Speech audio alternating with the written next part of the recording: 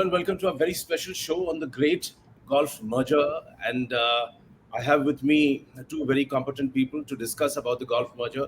The viewers have to bear with me because I know the least about golf. My job is to basically get the maximum out of my two guests. So the first guest, if I can introduce him, is Robin Bose. He is the director, co-founder of Golfing Hub Media. Very warm welcome to you, Robin. Thank you. And then Sandeep Mishra, he is the head of the Sports Initiative for Emerging Sports. So I will begin with you, Robin. So first of all, for the viewers, it is essential to know that Saudi Arabia has in effect taken control of top-level golf after the shock announcement of a multi-billion-dollar investment in which the LIV Golf series will merge with the PGA and DP World Tours. This is not such a simple merger, as behind it are human emotions. There has been rancor, mudslinging, litigation, and burned friendships. And while growing up, I used to hear this phrase that money can't buy you everything. Money can buy you everything, but it can't buy you happiness. Maybe that has also changed. So, Robin, what are your initial feelings about this whole gig, and where is it leading? Is it the absolute domination of the petrodollar? Well, Arup, first of all, thank you for having me. As a lot of the PGA Tour players said early in the morning, that it's nice to get the morning news on Twitter. I guess it came as a surprise and a shock for almost everybody, to the extent that one of the top news agencies in the US had to reach out to the Biden administration to get a bite, which of course they did not kind of oblige. So you can understand the enormity of the situation. So, but having said that, I guess everybody is still in a daze, because after what unfolded the past 8-9 months, this was least expected, especially after all the dirty linen being washed in public by both sides. So, well, as I see it, it's very easy to say that what is being put across in the press releases, that this step is to unify the sport and all that, but the fissures actually run very deep, and Okay, Robin, I'll come down to you on the fishers, but before that, let me take a quick reaction from Sandeep. Sandeep, there is on social media, there's a lot of buzz about it, and obviously because it is a $1 billion deal, could be several $1 billion. But the most important point is that some are saying that, well, this was expected, this was inevitable. Was it inevitable? Well, what can you say at this point of time? But then probably go back to 2022 in July, when we were speaking about this just recently, how Donald Trump said that this merger is going to be something that's really going to happen in the future. And every golfer out there, it's time that they pick up the money, because this is what smartness is all about. And I think just a year down the line, this is probably the week when LIV Golf started way back, and everything has come true. Like the merger is there, everything is there. But just in a nutshell, this is annexation happening. This is what is going to happen to major sports properties. At the end of the day, you just used a word there called petrodollar. But I do believe that most of the big leagues, I think slowly are going to be taken away, because at the end of the day, every regime or every country which is a massively big economy needs to also understand from where is the next 20 years, 30 years going to come. And I think sport is becoming so big in terms of the leagues all over the world, whether it's the EPL, whether it's, even Asian football, whether it's golf, whether it's World Cup football. You see Doha hosting the World Cup, which was unthinkable. And now suddenly you believe, and you probably say this aloud, that 2030 is going to be the year when Saudi Arabia is going to host the World Cup.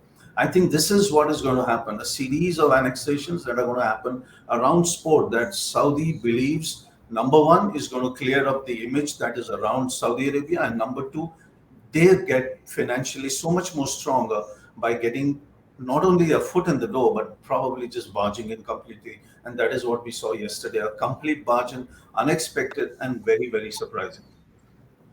Okay, from PGA Tour Commissioner Jay Monahan, we have a video which was filmed quite some time ago. And in the video, you can hear him castigate Saudi Arabia, the money, and everything else. And now he's happily sitting there shaking hands and gleefully saying, well, Let me ask about this. circumstantially, Let me ask about this. There was a story that was first reported in the New York Post yesterday by Brian Wacker about a 9/11 coalition of families and survivors of the 2001 terrorist attacks. 9/11 Families United sent a letter to the representatives of Phil, Dustin, Bryson, Reed, and others, quote, expressing their outrage towards the golfers for participating in the new league and accusing them of sports washing and betraying the United States, end quote. And that's gotten a lot of steam over the last 24 hours. That story first reported again in the New York Post. How much did you talk to your players about the possible ramifications if they sign on with the new league? Well, I talked to players. I've talked at a player meeting, and I've talked to a number of players individually for a long period of time. And I think you'd have to be living under a rock to not know that there are significant implications. And as it relates to the families of 9/11, I have two families that are close to me that lost loved ones. And so my heart goes out to them. And I would ask, you know, any player that has left or any player that would ever consider leaving, have you ever had to apologize for being a member of the PGA Tour? Well, that was Jay Monahan reacting earlier before the deal happened. Robin, I need to get your reaction on two aspects. One is what Monahan said earlier and what he's saying now, because there's an absolute volte-face. It's like swinging from one end to the other, possibly the kind of position he is in. There is no other option. But what about also, what about the other players on the PGA Tour who were furious then, who felt that they were being ostracized? There was a lot of pressure being put on them, and some even resisted. Now suddenly it is supposed to be one happy family. What you just said, money seems to make the world go round, and that is the overriding factor here, because nothing could have changed drastically, or rather so drastically, the past couple of months, that you suddenly decide to sit on the same table and exchange pleasantries as if nothing happened, and talk about taking the sport forward by joining hands. I mean, you can't just wish away what's been happening the past few months, and that's been in really bad taste.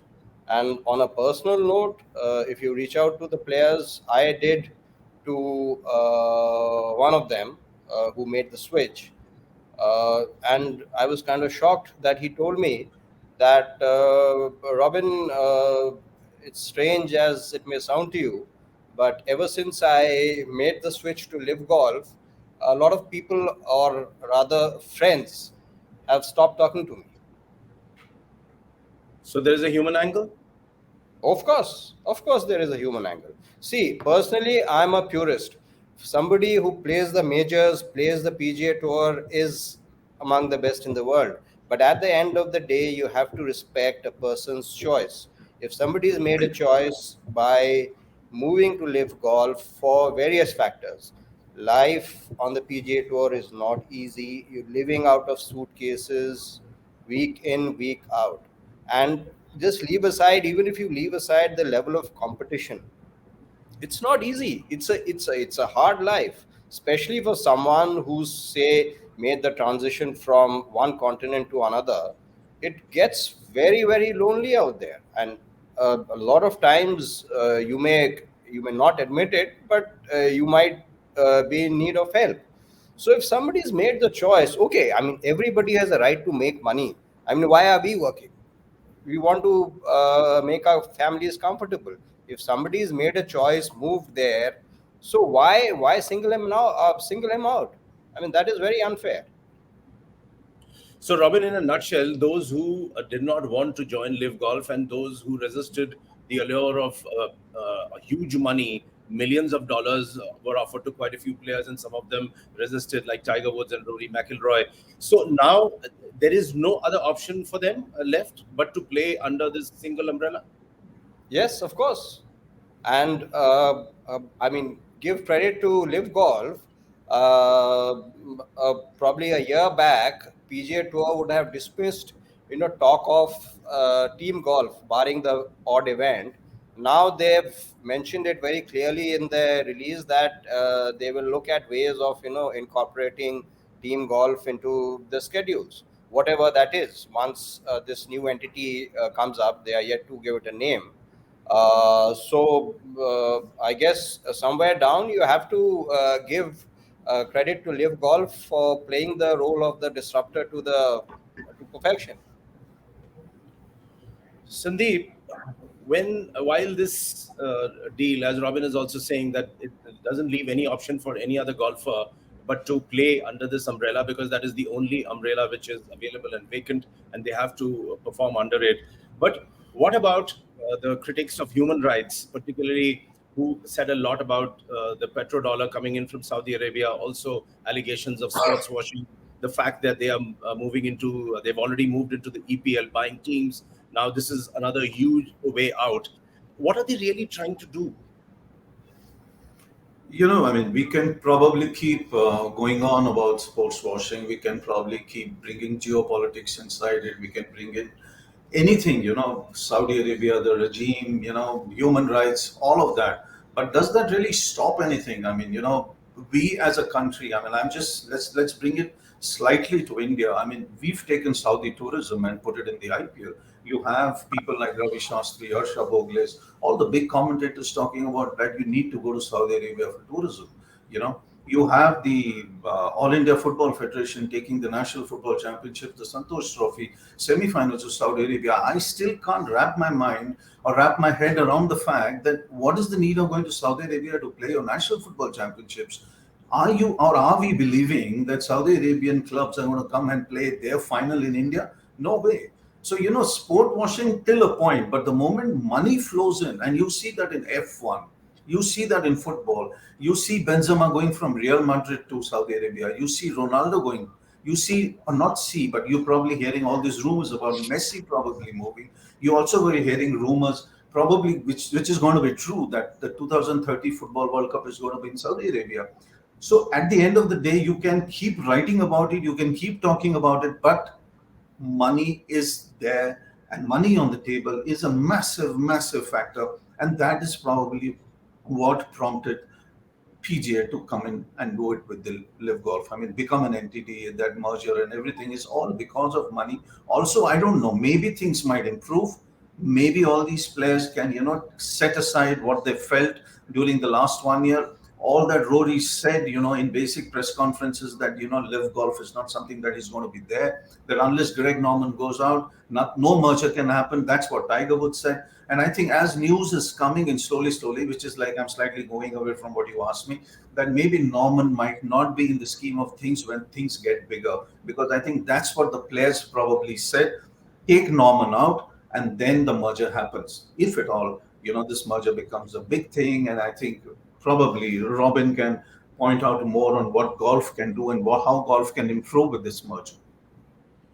Robin, let's come down to the Greg Norman factor, because when LIV Golf was established and when the promo started, Greg Norman was the face. Now suddenly he seems to have been shafted. Is he a sacrificial lamb? Is he a stumbling block? And by removing him, does it sort a lot of problems? Well, as Sandeep said, yes, that could be in the offing. But then all that, Greg Norman has done and said, that's him. That's his persona. Outspoken, colorful, shooting off the hip, the typical Aussie athlete.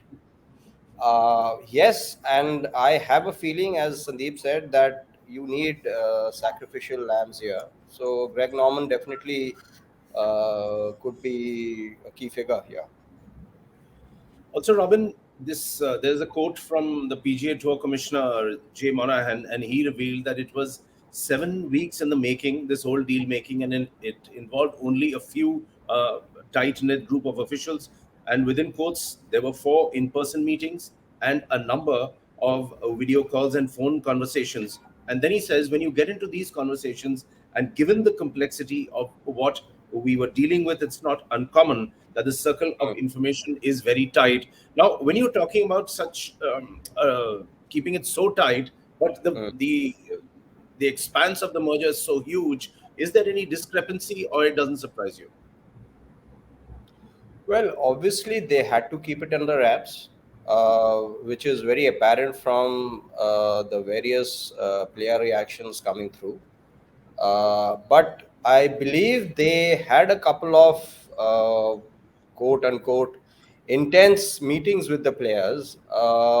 They haven't specified who the players were, but I am assuming Rory and Tiger would have been part of it. But yes, I mean, any deal of this magnitude would have to be, done within closed doors. But I, I mean, if I were to put myself in their shoes, I wish they had probably reached out to a cross section of the players who they thought would kind of stay tight-lipped. They would have got a better, I guess, feedback. But I guess, I mean, this is all, hindsight. I mean, the deal is done. We have to move forward. Okay, while there is all this discussion about how this deal will impact world golf, what about the Asian tour? What are the implications? How will it impact? Yeah, that's a very, very important question, Roop, because I would say the pandemic hit everybody very badly. Even though golf was one of the first sports to take off because being a non-contact sport, but Asian Tour was in certain amount of hardship as the other tours worldwide. So the money from PIF was like, as we would call it, manna from heaven. You can see the dramatic rise in prize money, then this new concept of international series coming up where, the prize money of 1.5 to 2 million being on offer.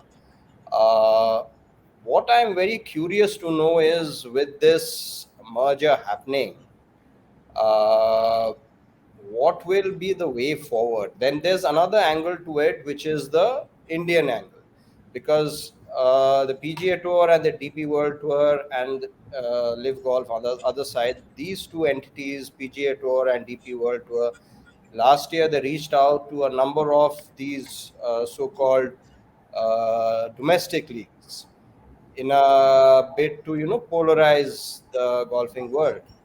So during the Tata Steel Tour Championship and the event before that, the SSP Chaurasia Invitational, uh, there was there were officials from both tours, and well, it was a big bonus for the PGTI that a certain amount of money changed hands, and as a result, from this year on, the basic prize money, if say for a PGTI Players Championship, it was 40 lakhs, is now up to 1 crore, which is very good because at the end of the day, the players stand to benefit.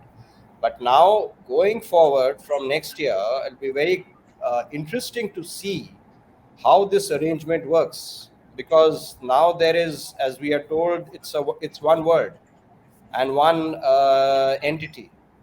So, and obviously, it was not just the PGTI; it was the Korean tour, Japan, uh, several others where these incentives were offered. So it would be very interesting to see how this arrangement of giving incentives and drawing them to your side will work. Okay. Sandeep, Yeah. your reaction on this Asian Cup development, and also the way it might impact Indian golf, because while Robin is saying that the prize money, etc., will go up by leaps and bounds, maybe better facilities, But what about the growth of Indian golf and the chances that our golfers will have on a world stage? Listen, from the financial side, I think things will grow. But I don't know if the merger will make the sport grow or not. I think that's the bigger question. That's the important question. If you really look at what Liv has done in the last 1 year, the ratings have been down. Not many people have been coming in to watch Liv golf.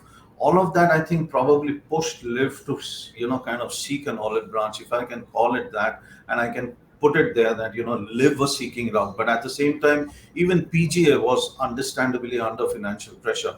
They raising prize money. They were had to do something that people would not look at Liv's side, because at the end of the day, if you really look at the headlines all across the world when Liv golf was being played, Liv was definitely taking a sizable share in the newspapers, on the websites, and all of that. Not because the golf was very high or golf was, really, it's really gone through the roof or something in terms of skill and everything.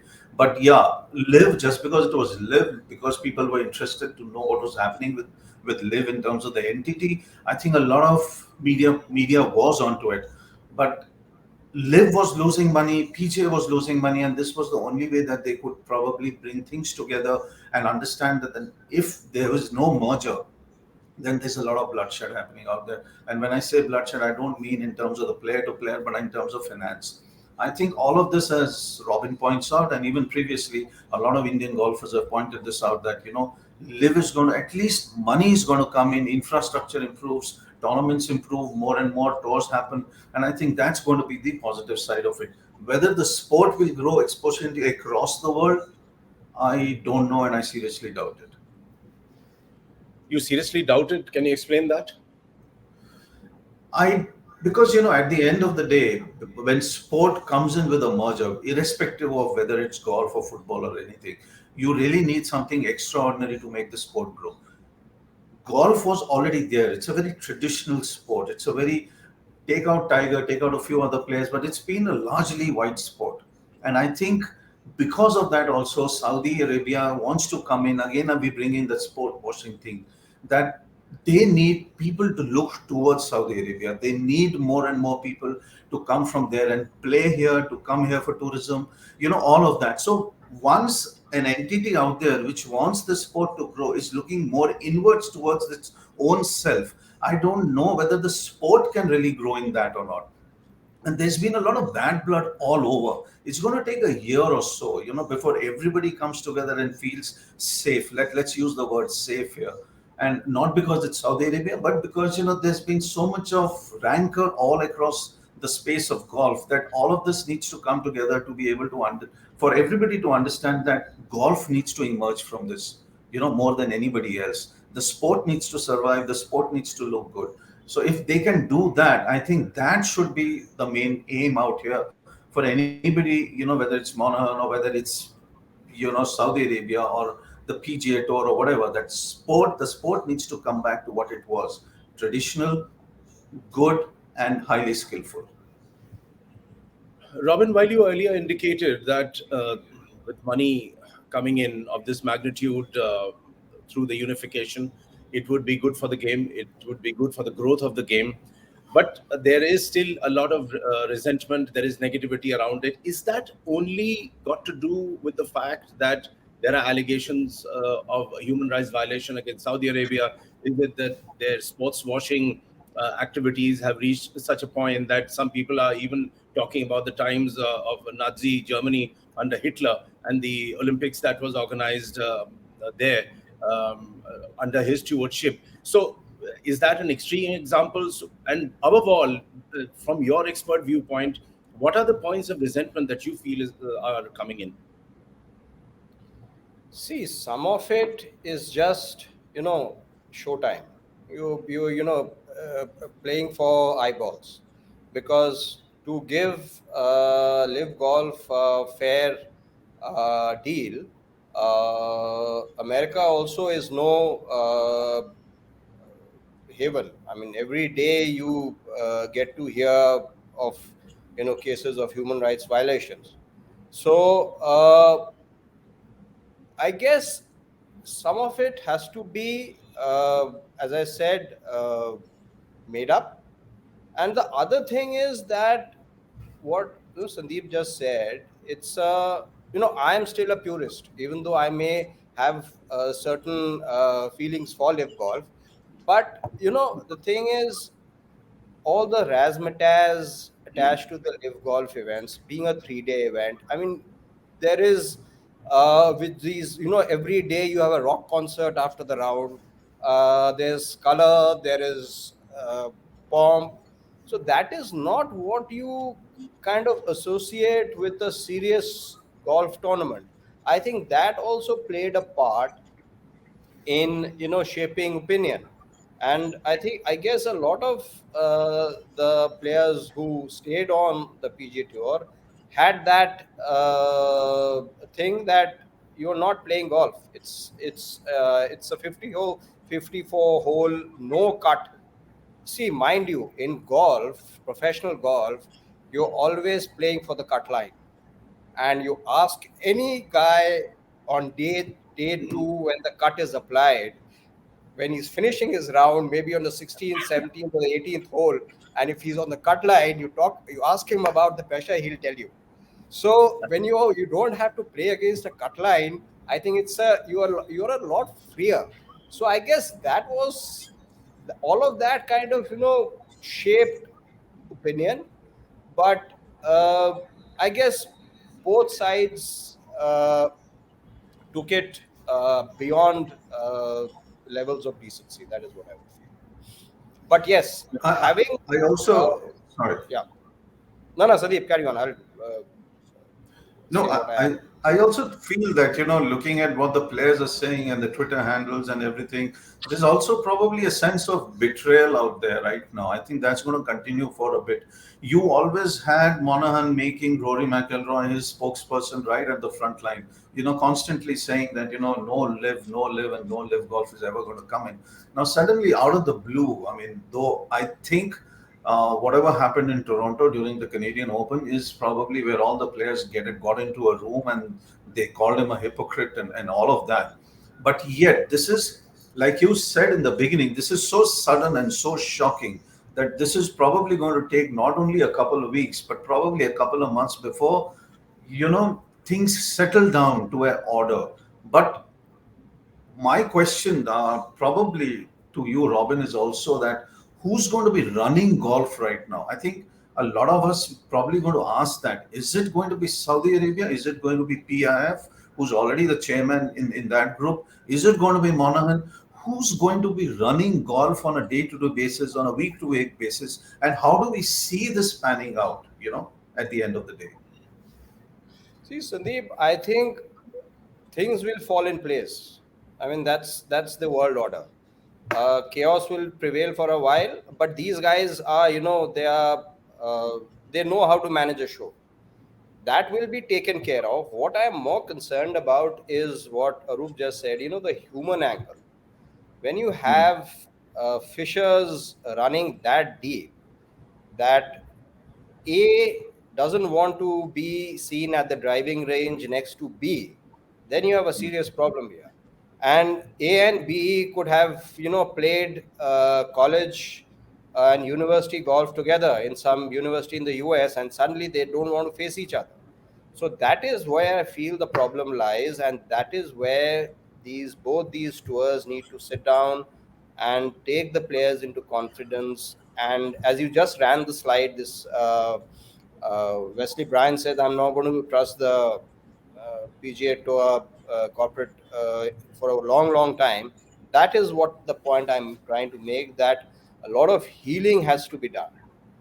As I just Yeah, it's said, a case of trust. yeah, yeah, yeah, because you can't be having players who bear a grudge against each other. I mean, both sides need to show maturity. Uh, for whatever reason, if somebody made a choice, you have to respect it, and at the same time, uh, come together. And if what they claim in the release that it's only going to help the sport grow, unless the players are at peace, how can the sport grow? True. So that is the most important point. Everything else will fall into place. Money is there. Money is what kind of drives every sport. So, but this is something which needs to be looked into. Right. Sandeep, closing comments, and then we'll wind up. I think interesting. Probably everybody's looking forward to the next couple of months. What happens? What are these lineups? It's going to be interesting to see and watch Rory, up against some of the live golfers again. I mean, they won't be live golfers anymore, of course, but it'll be interesting to see the press conferences, the interviews, and what happens. I think that's the most interesting part right now, apart from the golf that's going to be played. Right, gentlemen, thank you very much for your time and for your very informative comments. And for the viewers, it would be good to know that while this huge billion-dollar deal has happened through LIV Golf, bringing in the Saudi Arabian petrodollar into a great game, but there is a human factor involved. There will be a time taken before the wounds finally heal. That will take a considerable amount of time. It will also be another chapter in how Saudi Arabian money is taking over more and more larger chunk of sports the whole world over. Maybe they are getting bored of the money they've made through oil and they want newer toys to play with. We'll leave you with that thought. Thanks for watching, and we'll be back with much more. Thank you. Thank you.